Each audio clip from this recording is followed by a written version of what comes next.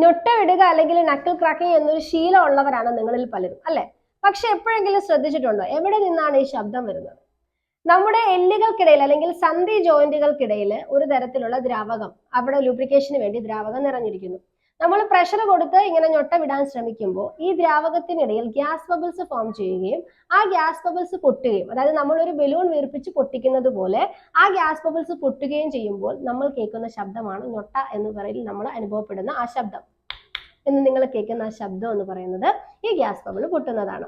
So ഇത് ചെയ്യുന്നത് മൂലം വളരെയധികം ഹെൽത്ത് പ്രോബ്ലംസ് ഉണ്ടാവുന്നില്ലെങ്കിലും ചില സമയത്ത് ലിഗമെന്റ് ഇഞ്ചുറീസ് സംഭവിക്കുന്നതിനും അതുപോലെ ജോയിന്റ് ഡിസ്ലൊക്കേഷൻ സംഭവിക്കുന്നതിനുമുള്ള സാധ്യതയുണ്ട്.